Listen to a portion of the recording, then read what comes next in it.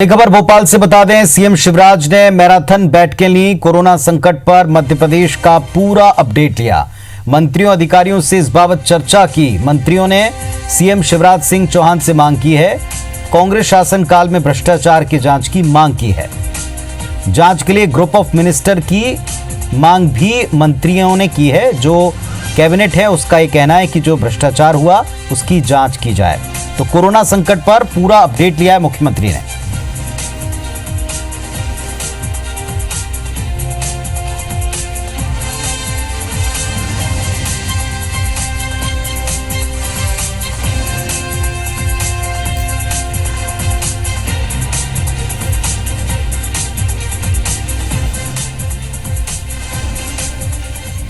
हमारे सहयोगी सुधीर दंडोतिया हमारे साथ में जुड़ रहे हैं। सुधीर, लगातार अपडेट ले रहे हैं मुख्यमंत्री, मीटिंग ले रहे हैं और साथ में अब जांच की मांग और ग्रुप ऑफ मिनिस्टर की मांग उठी है। पूरी खबर बताएं।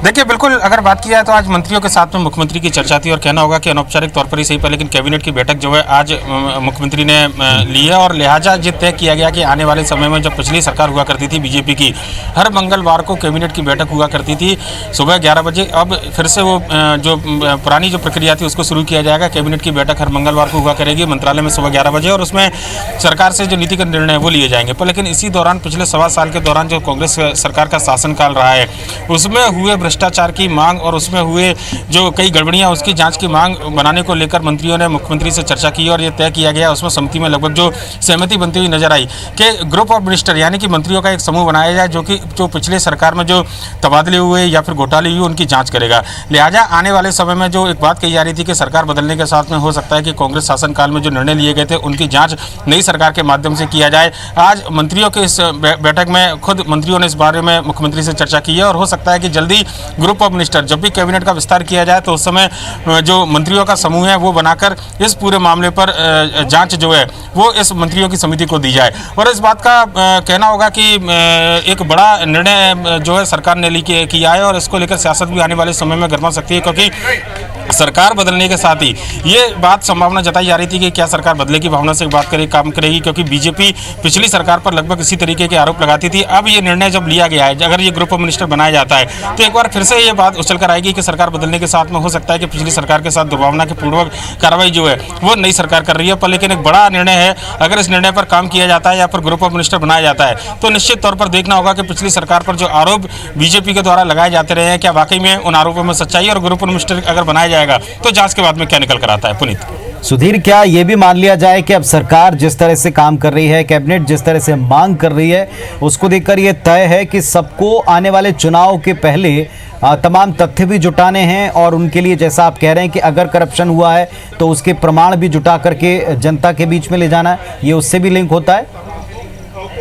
कांग्रेस सरकार में बनाया गया किस तरीके से किया गया, किस तरीके से सामने आया। देखिए, निश्चित तौर पर पिछली सरकार पर ये आरोप लगते रहते कि बीजेपी के कार्यकर्ताओं के खिलाफ जानबूझकर कार्रवाई की गई थी और चुनाव में जाने से पहले बीजेपी ये मैसेज देना चाहती है कि उनके कार्यकर्ताओं के खिलाफ जो भी एक्शन लिए गए थे उसका जवाब जो है उसी अंदाज में दिया जा रहा है। लिहाजा जो एक बात कही जा रही थी, अगर बात करें आम कार्यकर्ता है फिर आम जो नेताओं की, सीधे बात करते हैं दुर्गेश केसवानी हमारे साथ में मौजूद है। जो एक बात कही जा रही है कि ग्रुप ऑफ मिनिस्टर बनाया जाएगा, पिछली सरकार के भ्रष्टाचार की जांच जो उन्होंने काम की उसकी जांच, ये लगता नहीं है कि चुनाव में जाने से पहले एक मैसेज देने की कोशिश है कार्यकर्ता की कि सरकार आपकी बन गई है, जो पिछली सरकार ने काम किए थे बीजेपी नेताओं के खिलाफ कार्रवाई की थी, क्या ये उसका बदला है? देखिए, बदला नहीं है, पर कमलनाथ सरकार ने पिछले 15 महीने में जो तबादलों में विश्व रिकॉर्ड कायम किया था, जो भ्रष्टाचार में विश्व रिकॉर्ड कायम किया था, और यह उनके, हम नहीं कह रहे, हम तो कह ही रहे थे इन सब चीज़ों को। साथ ही साथ जब उमंग श्रृंगार जी जब आरोप लगाते हैं कि ये सरकार सिर्फ और सिर्फ लूटने में लगी है, आज कर्ज माफ़ी की बात करके यह सरकार आई थी और कर्ज माफ़ी के नाम पर इन्होंने क्या किया। इनकी प्राथमिकताएं जब चुनाव से पहले थी वो थी कर्ज माफ़ी, गरीबों के लिए जो योजनाएं थी। आपको एक मिनट के लिए सुधीर, आपको एक मिनट के लिए साथ में रखेंगे। हमारे साथ में पूर्व मंत्री विजेंद्र सिंह राठौर साहब जुड़ गए हैं, उनसे मैं एक सवाल पूछ लूं फिर उसके बाद आपके पास लौटूंगा। राठौर साहब, स्वागत है आपका। हमारे साथ में बीजेपी के नेता जुड़े हुए हैं और यह खबर मिल रही है कि मुख्यमंत्री ने मीटिंग ली और मंत्री चाहते हैं कि ग्रुप ऑफ मिनिस्टर बने जो पहले की सरकार के, कमलनाथ सरकार के भ्रष्टाचारों की जांच करें। जी, क्या रिएक्शन है सर आपका?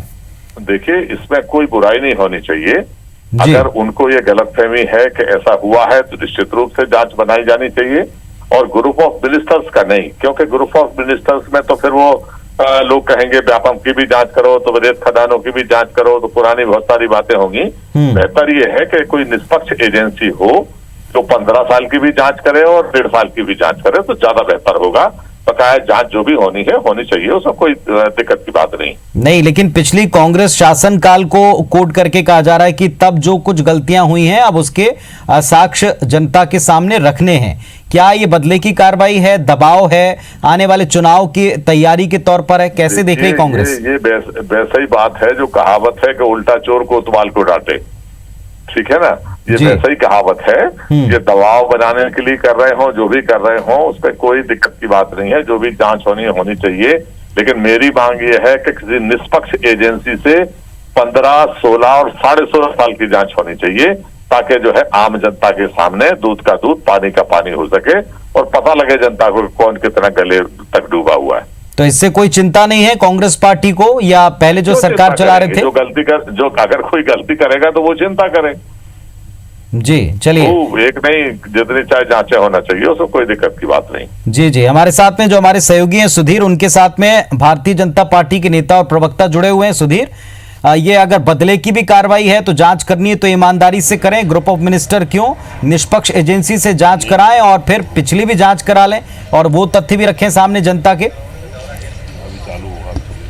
बिल्कुल पूरी, देखिए ये पूछे अगर बीजेपी के नेता जुड़े आपके साथ तो। बिल्कुल, देखिए सीधा सवाल लेते हैं, क्योंकि जो बात बृजेंद्र सिंह राठौर ने कही है उसका जवाब सीधे लेते हैं। बृजेंद्र सिंह राठौर साहब हमसे जुड़े थे, उनका कहना है कि ग्रुप मिनिस्टर जो है पॉलिटिकल लोग, उसमें अगर जांच करानी है तो निष्पक्ष एजेंसी से कराएं, पिछले 1.25 साल की नहीं, पहले 15 साल की भी जांच कराएं, फिर 1.25 साल की भी जांच कराएं। देखिए 15 साल में जो हमारी सरकार ने काम किया वो उसको तो कांग्रेस की सरकारों ने ही उन योजनाओं को अपने अंदर लिया है, और बृजेंद्र सिंह राठौर जी अब जाके ये सब बातें कर रहे हैं। 15 महीने से इन्होंने कभी किसानों की सुध ली?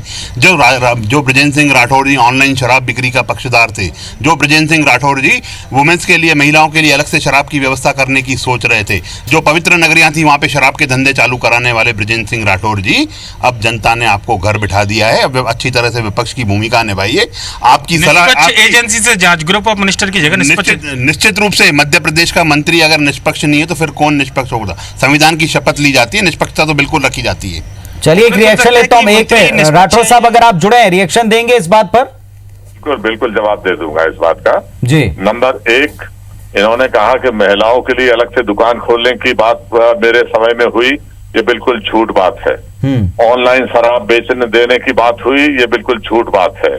जो भी इन्होंने बातें कही हैं ये असत्य हैं और रिकॉर्ड के ऊपर हैं। इन्होंने भ्रामक प्रचार करने की बहुत कोशिश की थी, लेकिन उस वक्त भी मैंने खंडन किया था और आज भी मैंने खंडन किया है। जो भी दुकानें थी, कोई पवित्र नगर पे हमने कोई दुकान नहीं खोली। जो भारतीय जनता पार्टी में शिवराज सिंह जी की सरकार में जो दुकानें थी, वही की वही दुकानें हमारे कार्यकाल में भी संचालित रही। किसी भी पवित्र नगर में कोई नई दुकान खोलने का हमने आदेश नहीं किया। ये जो बात कह रहे हैं, मध्य प्रदेश की जनता सुन रही है, सब सुन रहे हैं, ये बिल्कुल सत्य से परे है और झूठ है, निराधार। इसीलिए मैंने पूछा क्या इससे दबाव बनाया जाएगा, चुनाव की तैयारी के तौर पर इसे पार्टी लेगी? अब ये तो आप भी समझ रहे हो, जिस तरीके से मध्य प्रदेश में खरीद फरोख्त का नंगा नाच हुआ, जिस तरीके से विधायकों को जबरदस्ती ले जाया गया, जिस तरीके से चुनी हुई मध्य प्रदेश की सरकार को गिराया गया, और ये कहते हैं किसानों की सुध नहीं ली, तो 1 लाख रुपए तक के सारे कर्जे हम लोग माफ कर चुके थे। एक नहीं, हजारों हजार किसान, बल्कि 32 लाख किसान ऐसे मध्य प्रदेश के हैं जिनके कर्जे हम माफ कर चुके थे। 1 अप्रैल से 2 लाख वाले कर्जे भी माफ होना थे, जिसका बजट में प्रावधान हम लोग कर चुके थे, और अभी तक वो भी कर्जे माफ हो चुके होंगे। मैं केवल आपके माध्यम से चाहता हूं, जो भी मित्र हमारे बोल रहे हैं, मैं नहीं पता कौन है, कि 2 लाख रुपए तक का जो कर्जा छूट गया था, ये कितने दिन में माफ करेंगे? अगर किसान के इतने शुभचिंतक हैं तो ये पूछ लीजिए कि कितने दिन में इनकी सरकार उनका कर्जा माफ करेगी। चलिए, बहुत शुक्रिया आपका हमारे साथ में जुड़ने के लिए। तो निष्पक्ष एजेंसी जांच कराएं, अगर जांच करानी तो। सुधीर, आपका भी शुक्रिया हमारे साथ में जुड़ने के लिए। भारतीय जनता पार्टी के प्रवक्ता, उनका भी शुक्रिया हमारे साथ में जुड़ने के लिए। तो